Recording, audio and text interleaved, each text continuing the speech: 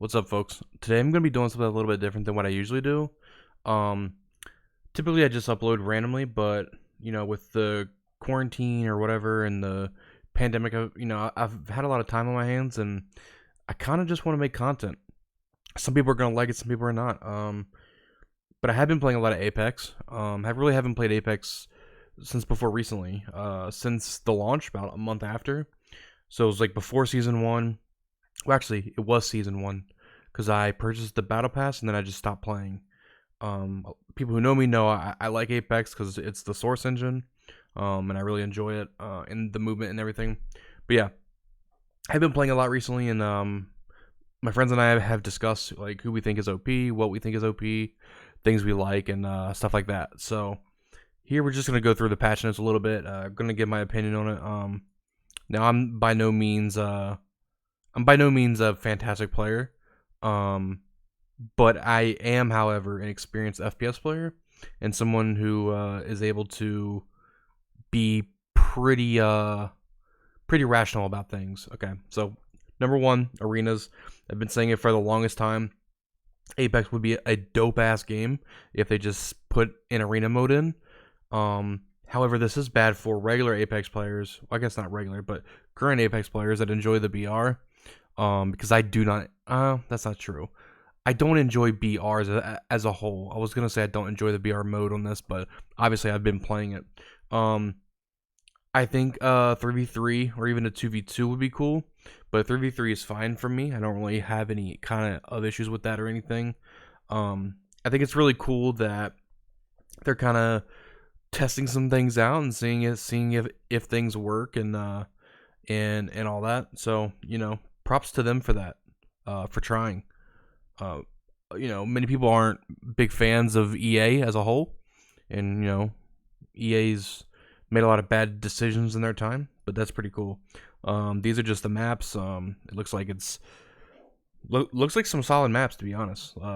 They don't look horrible. They don't look like this looks cool. I hope the actual map looks like this for season 9. So here we have the new legend Valkyrie. She seems pretty cool. I watched the trailer for it, and Valkyrie looks pretty cool. I don't really see any reason why I wouldn't like her, unless like for some reason she has bugs or something. We have the bow coming in, the Bocek, I believe it is, or Bosek. I would assume it's like I forget what country does that, but their C's are like Czech, I guess, kind of like Czechoslovakia or whatever. Um, Czech Republic. So here with this skin here, whatever this is, looks dope. But yeah, Bocek. I was right. Yeah, so it looks cool, man. Holding down will draw the bow over a short time, increasing the power of the shot with maximum power, giving optimal damage and projectile speed. Repeatedly firing the Bocek right as it reaches maximum power provides best sustained damage. Now, what that's gonna mean, I don't know yet. I'm not sure if this shit is on like the PTR, if they have PTR or test server or something. I don't really know. So we have the Olympus Lost Fleet update coming.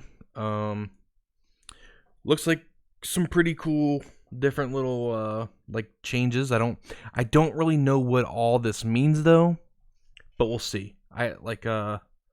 I hope it's just not the same exact map, but we'll see. That's what all I can say on that. I do not like Olympus as it is. So that would be a good change to see some different things introduced, because I feel like every fight on Olympus always ends up in the middle where you go down the tube and or whatever, or you take the big zip up. It's about the two things I can think of. And I'm just not personally a fan of that. Just because I played the original map and I like that one way better. I don't even like the new King's Canyon really.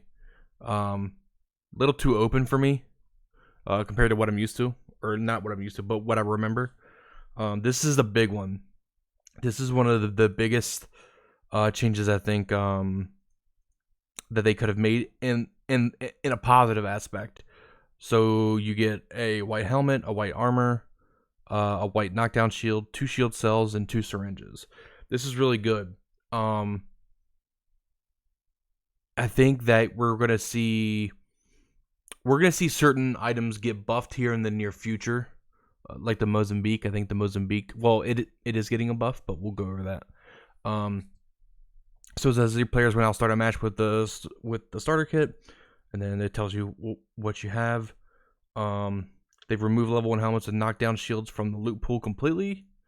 Spawn chances for level 1 Evo shields in the loot pool have been significantly reduced.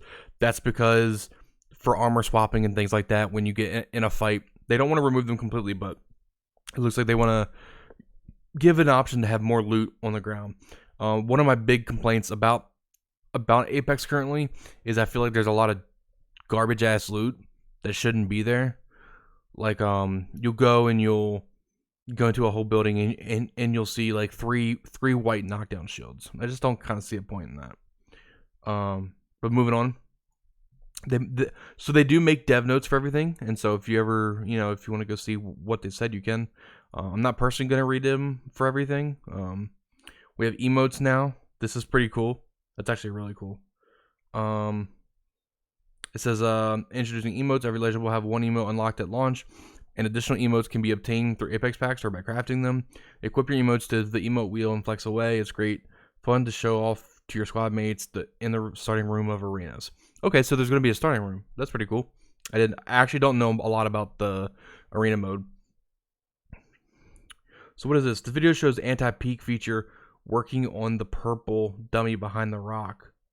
Without it, Pathfinder would be able to use the third-person camera to gain knowledge that he shouldn't have. All emotes have anti-peek enabled, and there is no way to disable it. That's nothing but a good thing. A lot of people who play Sea of Thieves know a little bit about the peak thing with the emotes and stuff.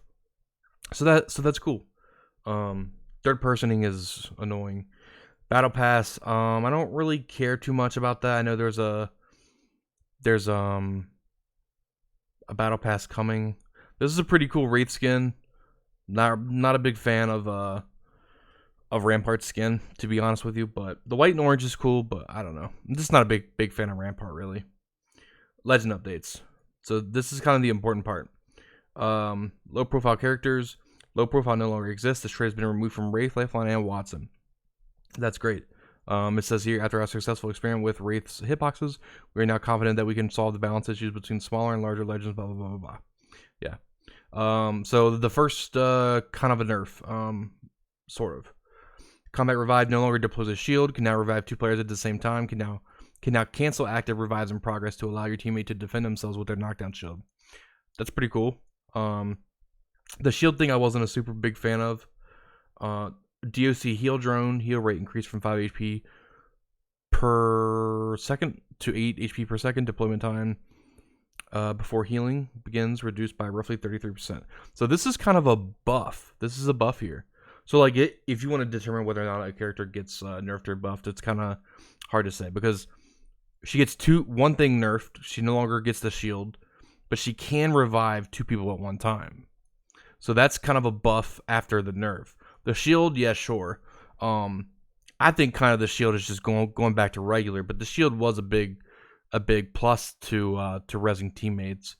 But I don't think it really had that big of an effect. Like I know it was there, but still. And then you have the care package buff. Cooldown reduced from 6 minutes to 5 minutes. Now guarantees an upgrade if possible in 3 categories: body shield, other equipment, helmet, backpack, knockdown shield, weapon attachment, based on your team's current gear and when the package arrives. So that's guaranteed now, which is pretty cool. It says Lifeline's kit was not in a particularly healthy place. The passive shield was extremely strong to the point of frustration, while her tactical and ultimate seemed like they were becoming more and more obsolete. I kind of agree with that. So yeah. Octane. Stem. Reduce cooldown between stems from 4 seconds to 1 second. Increase health cost from 12 HP to 20 HP. I think that's going to change a little bit. I think it's going to make Octane's play even faster, but make him more, I don't know a better word than squishy. Because, yeah, like, obviously, like, his, like, base HP is the same as everyone else's, right? But if you're stemming in a fight and you can stem, like, every second, and but by the time that you get done your stem, you had to wait 4 seconds for another one. I think it's going to completely change it. How certain Octane mains are. Increase bullet spread while in the air, shooting from the low launch pad trajectory. I'm assuming that's what they mean by sliding into the jump pad. That's good. Because I think he's very strong when he can just jump behind you or in front of you. Now big one here, Loba. Now I actually mentioned this to a couple of friends where I said her jump drive was kind of useless and there was no point in playing her. And I still kind of think she needs a buff in some department. I think her passive is kind of silly. They should give her something else with her passive. Cuz you have somebody like Octane who can literally heal over time on his health. I just don't think being able to see things through boxes, like, it's cool, I guess, if you're a selfish player, I guess. But Burglar's best friend can now run and slide full speed while aiming the bracelet, and while the bracelet is in the air. Loba will no longer be slowed after translocating. That's a huge one, because she used to come out of her jump drive, and she would be like literally like the speed you are when you get hit by an arc star. Black Market Boutique increased cooldown from 90 seconds to 120 seconds. So she got a buff here. And then that they also fixed bugs, which I had a ton of those when I first played her. Yeah, so this is technically, I would say, a buff, because I think this is more of an impact than her ulti getting hit for 30 seconds. Or not 30 seconds, 50 seconds. No, that's 30 seconds. I'm dumb. Horizon. Now this is a big nerf, and I'm a big Horizon fan. Gravity lift, reduced lift speed by 30%, reduced side-to-side acceleration, limited the time you can sit at the top of gravity lift to 2 seconds, increased cooldown from 15 seconds to 20 seconds. Horizon's abilities will now get zapped by Wattson pylons. So that's a sort of indirect buff to Wattson. Very, very minor though. Gravity lift reduced by 30%. So this is a huge nerf actually to her gravity lift. I don't really have much to say about that. I mean, it makes sense, right? Because when she's up there, she's pretty hard to hit, to be honest. So I don't really have an issue with it, but as a Horizon player, it kind of sucks. Then they make a dev note here about it. You can read it if you want. I'm not going to read it. Fuse Knuckle Cluster now has 2 stacks of Knuckle Cluster, reduced cooldown from 25 seconds to 20 seconds. This is still not enough, and the devs even acknowledge it. They acknowledge it here. More help is coming, but we want to be very careful of how we buff him so he doesn't become the legend that kills you with his abilities. I hope this help is coming very, very, very, very soon, because I want to play Fuse, and I think his kit is kind of cool. But I think they either need to have more damage on the Knuckle Clusters, where you have them kind of, because in my opinion, they should do it kind of like how Raze is in Valorant, where like her nades can do some serious damage. But I don't see a reason. I guess I on one hand I could say that I think that that his Q should do a lot of damage, because it's his fucking ability, right? But then I think about like other people's Qs, like whose Q does a lot of damage. Like, I don't really think about any of them. So maybe they should just, well, they can't rework how his Q is or what his Q is. And I would say make it do a lot of damage, but he can't pick up grenades. But his passive is that he can hold double grenades, or sorry, he can stack grenades by one. So he can hold two arc stars in one slot, whatever. So I don't think that's the right play. But either way, he does need a buff. Because I don't think his passive is that good, personally. Like, it's cool to have a lot of nades, right? Because instead of carrying 4, you can carry 8, or whatever the case is. Anyways, moving on. I don't really have any other comments about Fuse, other than I think he needs to get buffed. Like, I think he's one of the weakest characters in the game. Bangalore, smoke launcher. Thicken Bangalore smoke. That's a good thing. Bloodhound no longer receives assist from Eye of the Allfather. That's fine. I don't really care. Crypto's drone can now scan and open care packages. Can no longer use this drone to hijack a respawn beacon that's already in use. This had never happened to me. I never really had any issues with that. Like other people doing it to me. I don't play crypto, but never really had this happen to me at all. Weapons updates. Now this is big. The G7 Scout, the G7 and the 3030 are currently in the assault rifle category, but they are a bit strange in the category due to their firing style, blah, blah, blah, blah. So the triple take fell out of place. So with the introduction of the bow, they're going to put a new category called marksman weapons. G7, 3030, triple take, and bow check. So you see here, there's 5 different weapons here. So I'm assuming that either one of these is a skin of the bow check, or they're gonna think about adding another bow. So that's pretty cool. Supply drop rotation. Oh yeah. They increased the movement speed while aiming down sights for marksman weapons. That's pretty cool. Supply drop rotations. They're taking out the peacekeeper, I guess putting it back to floor loot, and then you got the triple take going in its place. The drop rates, you can read that if you want. Fully kitted gold weapon rotation. Take out the 3030 Mozambique R301 Spitfire and longbow. Put in the bow check, the wingman R99 Hemlock, and the Sentinel. They even say it here. Hop ups. They are taking out hammer point and skull piercer hop ups. Being vaulted. There's Deadeye Tempo. Firing at the perfect moment increases the fire rate. This can currently be attached to the Sentinel and the bow check. So I'm actually really curious what that's going to be like for the Sentinel. Is that going to be a huge buff for the Sentinel? Because I like the Sentinel. I just don't see a point in using it personally. Shatter caps. Fire select to toggle between standard mode and shatter mode. In shatter mode, a round split into a blast pattern on firing. This hop up will be equivalent to the 3030 repeater in the bow check. I'm curious if that's going to be like old Hanzo on Overwatch, like where it just scatters around the room. I don't know what that's going to be like. Reducing the headshot multiplier for all assault rifles from 2.0 to 1.75. Okay. It's kind of a big nerf to all ARs. And then you got the Peacekeeper. You can read all this. To me, it's just a shotgun again. It looks like they're doing a couple different things. Triple take as a crate weapon, it will come with a 9 ammo clip and 63 reserve ammo. Fire rate increase. Time to full charge reduced, so now it's only 1 second. Retains charge briefly after leaving ADS. Move speed while aiming down sights has been increased to match other marksman weapons faster than snipers, slower than ARs. Increased spread while airborne and aiming down sight. Interesting. Havoc, increased recoil controllability early in the pattern. This should help make up for the reduced headshot multiplier and make it a bit more usable in mid-range fights.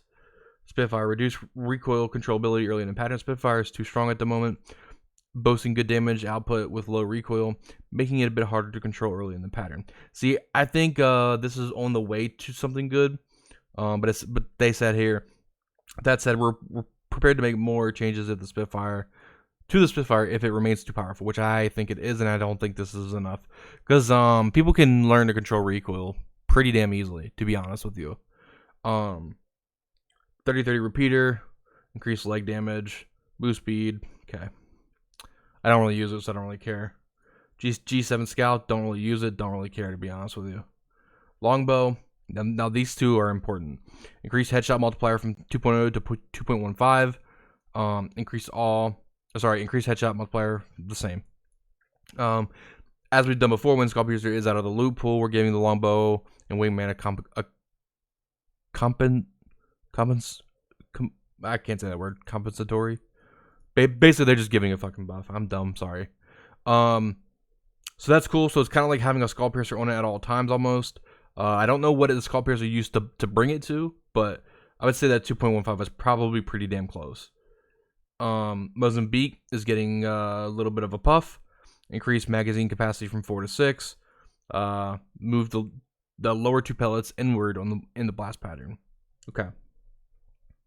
Although I think the Mozambique going to 6 now is because of if you would get an early game, like when no one had, like you just land, you're mashing E and you're picking up whatever. I think that's gonna be what that's for. P2020 increased bullet damage from 15 to 18. That's because hammer points aren't around. Lowered the fire rate from 8.5 to 6.25. That's a big nerf. Since the Mozambique, yeah, we wanted to bring up the baseline power, etc. Arcstar, aim and movement slow, removed from the initial stick. That's a pretty big nerf for Arcstars, which I think is good, because if you get stick and you can, if you get stuck and you want to slide and hit a jump pad away or something while you heal in midair or something, you should be able to do that as soon as you get stuck. Yeah, Arcstars are strong as shit. Quality of life badges are now sorted by category. This is pretty solid. I like that. When looting death boxes, players can now see health bars for everyone on the team. I like that. Challenges can now be favorited by going into challenges, so you can track challenges a lot easier. I like that. I don't really see any kind of issue with that. This looks like it might be in game, which would be pretty damn cool. I could be wrong though, but it looks like it might be like actually in game. Pressing and holding F2 while in game will bring up the ability description package for your character. This is only available in PC, okay? Players can now request better equipment by going into the inventory and picking a piece of equipment. Okay, that's cool. Your first challenge reroll of the day is now free. I didn't even know that was a thing. To be honest, I don't really look at a lot of Battle Pass stuff. Rerolling your challenges would now allow you to choose from BR focused challenges to arena. Okay, that's pretty cool. Hollow sprays, clips, and emotes can be favorited. These will be used whenever the player is prompted to do a random emo. Okay. Club invites. Okay. Ranked fixed edge cases where abandon penalty would be incorrectly applied due to server errors. Flight path adjustments. Now this is something that I was kind of interested in. Removing edge dropship flight paths to prevent matches where large portions of the map receive little to no traffic. These screenshots show a before and after comparison of possible flight paths on Kings Canyon. So you could see like there's one that goes like this, and they completely removed it. So this is what the new ones will be. So they'll go like this or like this or like this. Like it's pretty cool how they got rid of a lot of them. They showed some stuff with the ring.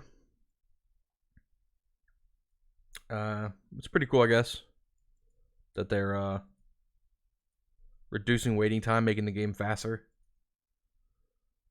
I don't know how I feel about it yet because I haven't played it. And then you have all kinds of bugs here, which I'm not going to read them all because this is already 22 minutes. But yeah, I think this is a pretty solid update. There's a lot of changes coming. I think there's going to be some meta changes. I think the Wingman is definitely going to be super viable now.